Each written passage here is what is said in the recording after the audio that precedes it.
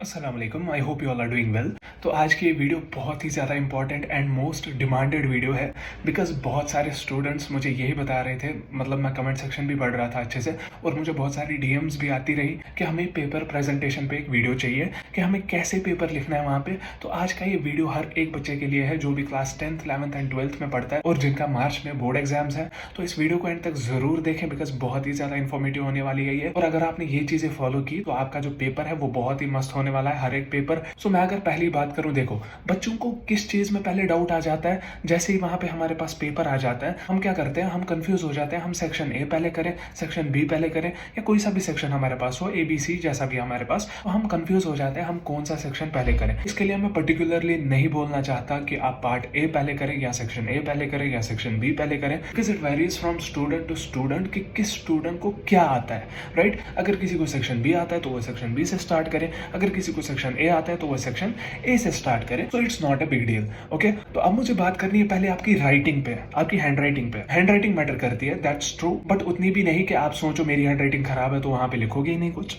इतना भी नहीं है, लिखना तो पड़ेगा आपको चाहे आपकी हैंड राइटिंग कैसी भी है। मैं इतना बताऊंगा कि हैंड राइटिंग में सुधार लाओ। ओके, अब हमें क्या करना है, जैसे हमारे पास आंसर शीट होगी, राइट। हॉरिजॉन्टली लंबी होती है वो, मतलब ऐसे होती है लंबी, एक्स एक्सिस, राइट। तो ऐसे लंबी होती है वो। उसमें आपको क्या करना पड़ेगा, एटलीस्ट जो आपकी एक लाइन होगी ना, मतलब पर लाइन आप 7 to 8 वर्ड्स लिखना। कोई क्या करता है वो 10-15 वर्ड उसी में छपा लेता है, मतलब एक लाइन में वो छोटा छोटा हो जाता है। या किसी ने 100 वर्ड भी लिखे हो वो 5-6 लाइन में उसका आ जाता है। या अगर कोई ऐसा करता है कि वो 2-3 वर्ड्स ही बस एक लाइन में छपा देता है, वो बड़ा बड़ा लिखता है, तो उतना भी बड़ा लिखने की जरूरत नहीं। बस 7 to 8 वर्ड्स पर लाइन इज इनफ। आपका जो आंसर है वो अच्छी क्वांटिटी में भर जाएगा। तो फिर आती है हमारे पास बात अंडरलाइनिंग की। देखो क्या करते हैं हम यूजुअली, मैं आपको ये बताना चाहूँ, जिस पेन से आप लिख रहे हो यूजुअली आपका ब्लू बॉल पेन अलाउड होता है और पेंसिल आपके पास अलाउड तो है ही। बहुत सारे बच्चे ये भी पूछ रहे थे कि जेल पेन अलाउड है। देखो अगर जेल पेन अलाउड भी हो, बट मैं आपको सजेस्ट कर रहा हूँ कि जेल पेन से ना लिखें, बिकॉज देखो क्या होता है, जब आप एक साइड से जेल पेन से लिखते हो ना तो उसकी जो शेड है वो दूसरे साइड से भी आपको दिखने को मिलती है, जिससे थोड़ा सा जो पेपर है वो गंदा दिखने लगता है। तो अब अगर मैं बात करूँ आपका अंडरलाइन कैसे करना है, जो भी आपको इंपॉर्टेंट चीजें लग रही है, चाहे वो डेट्स हो, चाहे वो किसी का नाम हो, या चाहे वो कोई सी भी पर्टिकुलर डेफिनेशन में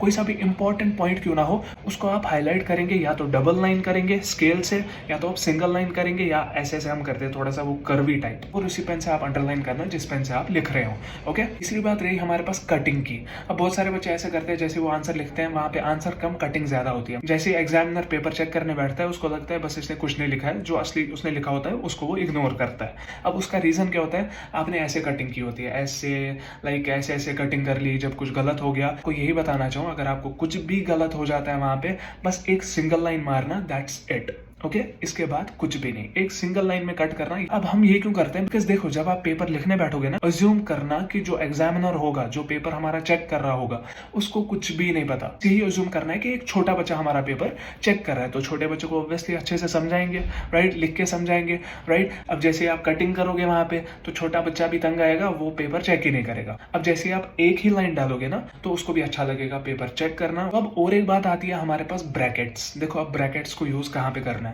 फॉर एग्जाम्पल आप मैथमेटिक्स का आंसर दे रहे हो, अगर आपने a+b का होल स्क्वायर यूज किया, हम यूजुअली क्या करते हैं, हमें पता होती है कि एग्जामिनर को पता है, वो खुद ही अज्यूम करेगा कि इसने ये यूज किया है। नहीं, आपको ब्रैकेट में वो हम 3 डॉट्स भी रखते हैं, अगर पता होगी किसी को, फिर लिखते हैं कि बिकॉज a+b का whole square is equal to a² + 2ab + b², right. तो ये चीजें लिखनी वहां पे बहुत जरूरी है, ये चीजें वहां पे देखी जाती है। तो अब अगर मैं और एक चीज की बात करूं, वो है बॉक्स। अब बॉक्स का मतलब क्या है, फॉर एग्जाम्पल अगर आप कोई सी भी फॉर्मूला लिखते हो, या किसी चीज का आंसर आपको निकलता है, या कोई सी भी डेरिवेशन है उसका रिजल्ट है, तो उसको अंडर बॉक्स रखा करो। फॉर एग्जाम्पल E = MC², तो उसको अंडर बॉक्स रखो, अंडर स्क्वायर रखो, अंडर रेक्टेंगल रखो, जो भी आपको बनाना है। अगर नहीं आता है बनाना, मेरे पास आओ यहाँ बैंगलोर में, मैं सिखाऊंगा कैसे स्क्वायर बनाना है।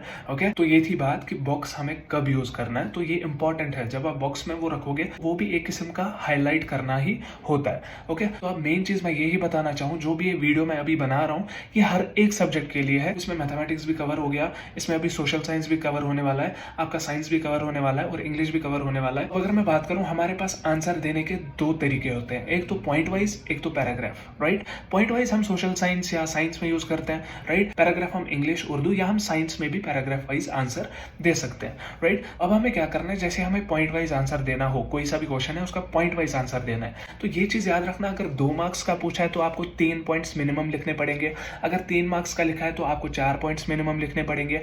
अगर 4 मार्क्स का पूछा है तो आपको 6 से 7 पॉइंट्स मिनिमम लिखने ही पड़ेंगे। हम क्या करते हैं यूजुअली, अगर 4 पॉइंट्स लिखने हैं किसी आंसर में, क्या करते हैं, जो हमें 2 पॉइंट्स ऐसे ही मतलब ऊपर ऊपर से याद है वो हम पहले लिख देते हैं, और जो अच्छे से याद है वो हम एंड में लिखते हैं। तो हमें क्या करना है, जो 2 पॉइंट्स हमें अच्छे से याद है ना, उनको ऊपर छाप दो जिनमें इंपॉर्टेंट इन्फॉर्मेशन कवर हो, और जो बाकी के 2 पॉइंट्स हो, अगर आपको अच्छे से याद नहीं, अगर इसी टॉपिक के रिगार्डिंग थोड़ा सा आइडिया हो, तो वो उस तीसरे और चौथे पॉइंट में छाप दो। ओके, तो ये रही बात हमारे पास पॉइंट वाइज आंसर हमें कैसे देना है। तो अब अगर हम बात करें पैराग्राफ की, तो उसमें 3 चीजें होती है, इंट्रोडक्शन, बॉडी या मेन हम बताएं, और कंक्लूजन। अब इंट्रोडक्शन में क्या लिखते हैं हम, जैसे हमें कोई इंग्लिश का सवाल आ गया तो उसमें हम पैराग्राफ यूज करते हैं। तो पहले हम इंट्रोडक्शन में लिखते हैं कि ये लाइन इस चैप्टर से उठाई गई है, ऑथर जो भी हम नाम लिखते हैं वहां पे।